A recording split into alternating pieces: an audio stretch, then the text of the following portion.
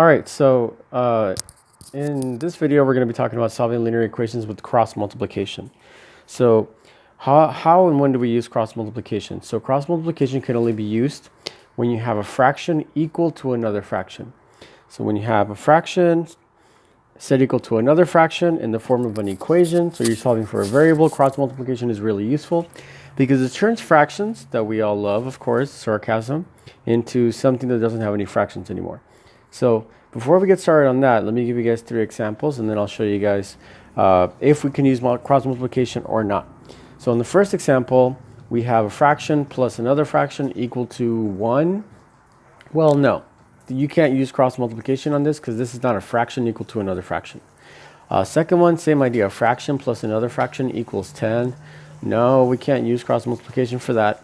You have to use one of the methods discussed earlier by multiplying the LCD. The one that we could use cross multiplication on is this one because we have a fraction on one side equal to a fraction on the other side. Even though the fraction looks a little complicated, who cares? We can use cross multiplication to make our life easy. So let's go over how cross multiplication can actually help us with these 3 examples here.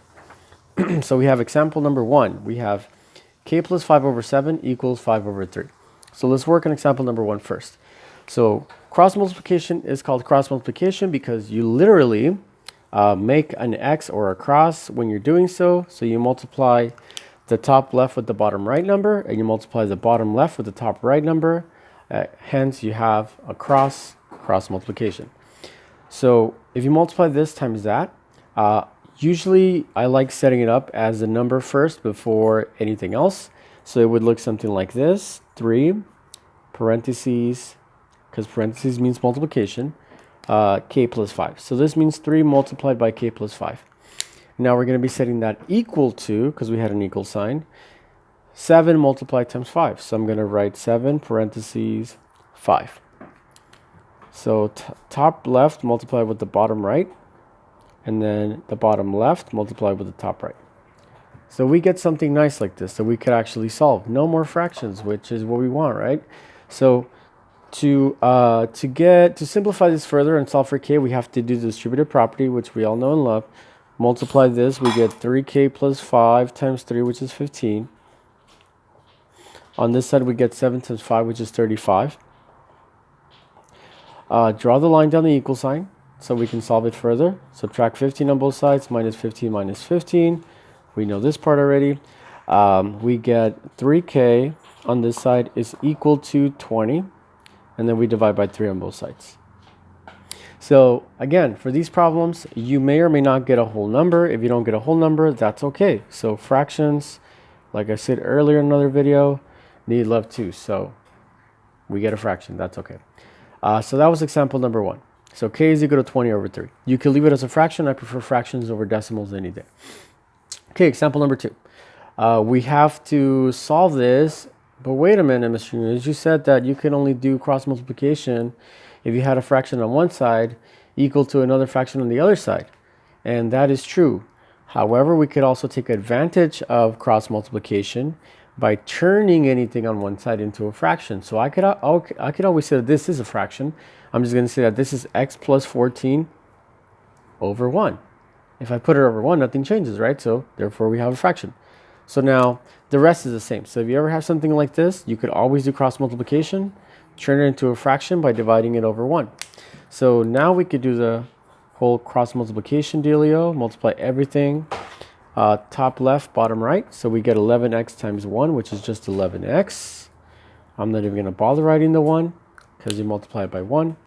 On the right hand side, you get 6 multiplied by x plus 14, which we have to do the distributive property for.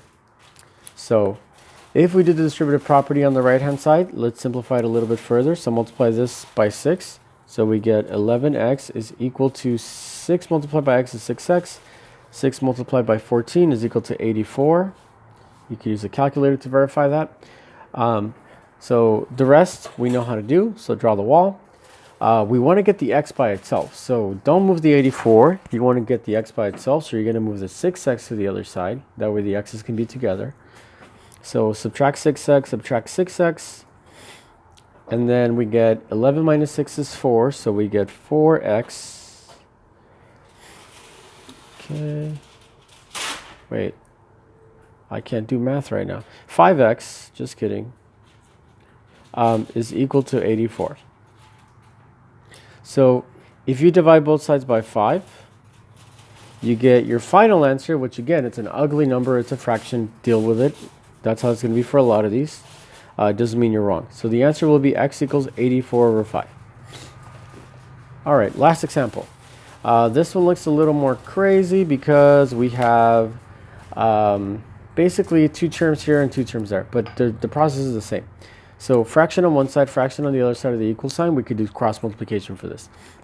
So we're going to multiply the 15 by the 2 plus 2x.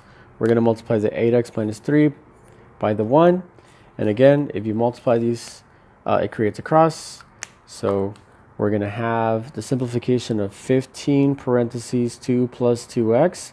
And then that's equal to 1 multiplied by 8x minus 3.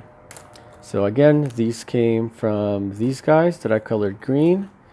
And then these two terms came from the other guys that I colored pink. So multiply, multiply. The rest you know how to do. So distributive property. So distributes, bam, bam. We get 15 times 2, which is 30.